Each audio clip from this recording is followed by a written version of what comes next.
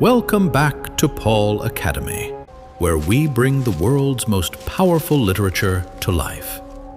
Imagine a world where the simplest, most human act, taking a walk, is considered a symptom of insanity.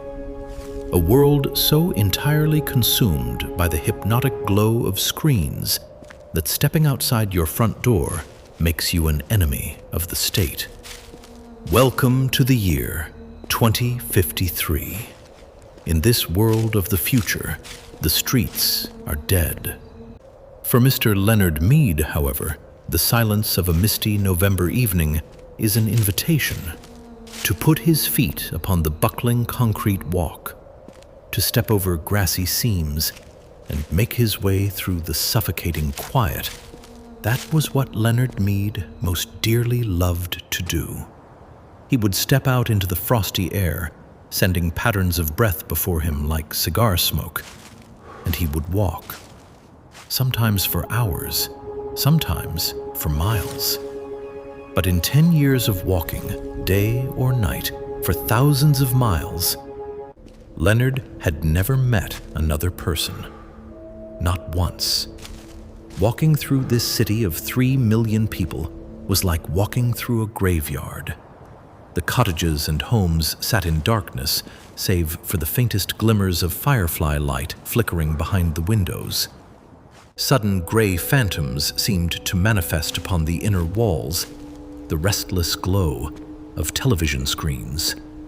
Leonard would pause on the lumpy sidewalk, wearing sneakers so his footsteps wouldn't alert the dogs or startle the entombed citizens, and whisper to the dark houses. What's on tonight? What channel? Let me guess.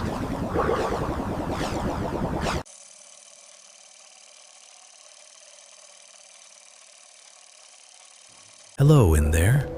What's up tonight on Channel 4, Channel 7, Channel 9? Time for a dozen assorted murders, a quiz, a comedian falling off the stage? No one ever answered. The people sat inside like the dead, illuminated by the multicolored lights that touched their faces, but never really touched them. On one particular November evening, Leonard is within a block of his home when a lone car turns the corner and flashes a blinding white light upon him. He stands entranced, stunned like a night moth. A metallic, soulless voice calls out from the vehicle. "Stand still. Stay where you are. Don't move. Put up your hands." Your hands are cautiously raised. State your name. It's the police. But this is a rare, incredible thing. In a city of 3 million, crime has ebbed so low that the police force has been reduced from 3 cars down to just 1. One lone car wandering the empty streets. "Your name?" the metallic whisper demands. "Leonard Mead," he replies. "Business or profession?" "I guess you'd call me a writer." "No profession," the police car states, as if talking to a machine. I am a writer. No profession. You might say that. I've done nothing wrong. After all, magazines and books haven't sold in years. The interrogation continues, cold and calculating. "What are you doing out?" "Walking," Leonard says. "Walking where? For what?" "Walking for air. Walking to see." The machine cannot comprehend this. It asks if he has an air conditioner. He does.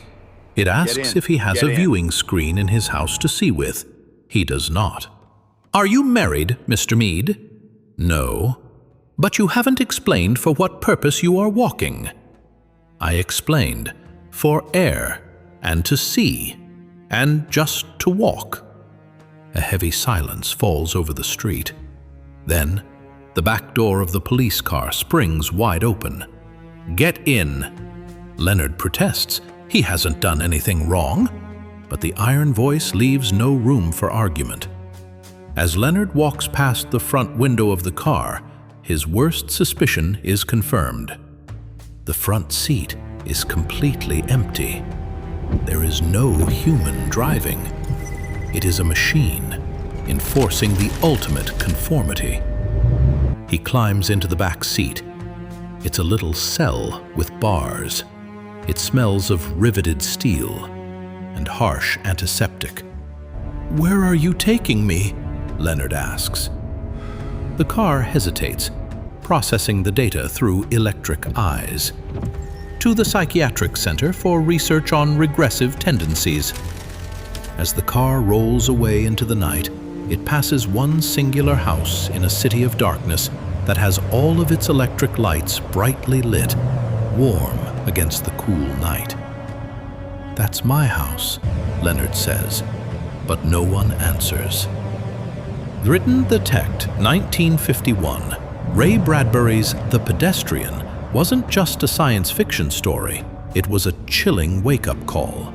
It begs us to ask, in our increasingly self-obsessed, isolated lives, are we losing the simple, beautiful freedom of community?